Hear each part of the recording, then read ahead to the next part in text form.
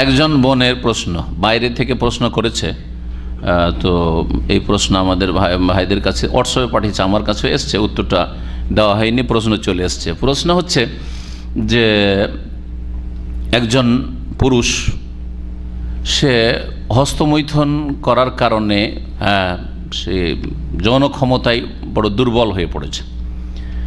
স্ত্রীর কাছে ছুটি যায়, বিদেশে থাকে, স্ত্রীর কাছে যখন ছুটি যায় তখন কিছু ওষুধ নিয়ে যায়, ওষুধ দিয়ে চেষ্টা করে কিন্তু ব্যর্থ হয়।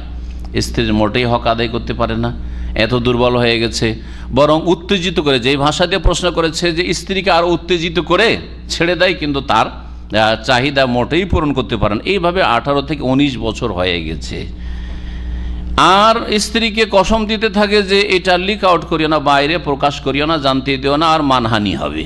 এইভাবে সহ্য ধৈর্য করে এতদিন আছি, এখন আমার করণীয় কি? আমি কি ওকে যদি কাছাতে না দিই এইভাবে থাকতে পারবো? এটা হচ্ছে প্রশ্ন। এই ক্ষেত্রে বছরখানেক আগে এই বুলুগুল মারামে এই চ্যাপ্টারটার আলোচনা হয়েছে। তাতে প্রখ্যাত তাবেঈ সৈয়দ ইবনে মুসাইব, যাকে সৈয়দুত তাবেঈন বলা হয়, তার থেকে বর্ণিত এবং কয়েকজন সাহাবী থেকে, তার মধ্যে উমর রাদিয়াল্লাহু তাআলা, উসমান রাদিয়াল্লাহু তাআলা, মুগীরা, এরকম বেশ কিছু আব্দুল্লাহ বিন মাসউদ রাদিয়াল্লাহু তাআলা আজমাইন, তাদের উক্তি রয়েছে এইরকম অপারগ স্বামীদের ক্ষেত্রে যদি স্বামী অপারগ হয় স্ত্রীর চাহিদা পূরণ করতে, তো তারা বলছেন ইউআজ্জালু সানাতান, 1 বছর তাকে চিকিৎসার জন্য সুযোগ সুবিধা দেওয়া হবে। 1 বছর ধৈর্য ধারণ করে ম্যাক্সিমাম। 1 বছরের চিকিৎসায় তার কোনো রিলিফ হইল না, রোগের আরোগ্য হইল না, যোগ্য হতে পারল না, তাহলে সেই স্ত্রী স্বাধীনভাবে তালাক নিয়ে নেবে, কোনো রকমের গুনাহগার হবে না।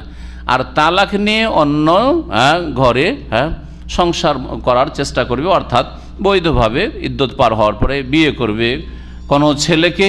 এটা হচ্ছে শরীয়তের বিধান। আর যে কথা জিজ্ঞেস করেছেন, এখন তাকে কাছাই তো দিব না আর তার বিবাহ বন্ধনে থেকে যাব, এরকম থাকার পরামর্শ দেব না। কেনই বা থাকবেন? যেখানে অযোগ্য কেন থাকবেন? থাকার কোনো প্রয়োজন করে না। আর এই রকম যদি থাকেন তো জুলুম অত্যাচার চালাবে। যখন সে অপারগ হইলেও সে হয়তো এমনি চেষ্টা করবে আর তাতে ব্যর্থ হবে।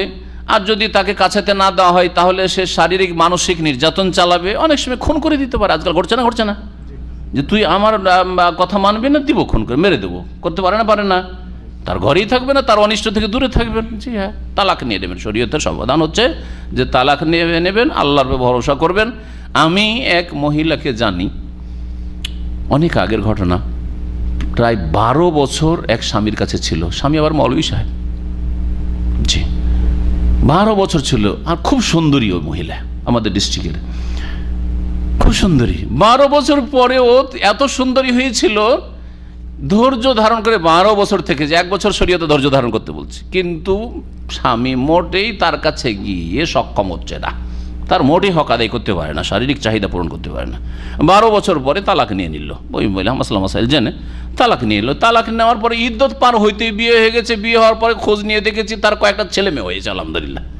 12 বছর একটা ছেলে মেয়ে হয়নি, আর মোটেই কিছু পারতো না। আর তারপরে আলহামদুলিল্লাহ 12 বছর পরে বিয়ে হয়েছে ভালো একটা ছেলের সাথে, কুয়ার ছেলের সাথে। আর তারপরে আলহামদুলিল্লাহ কুয়ার হোক আর সেকেন্ড ম্যারেজে হোক, যেভাবে হোক না কেন, বিয়ে হইলেই হইলো, আর সুবিচার ইনসাফ করলেই হইলো।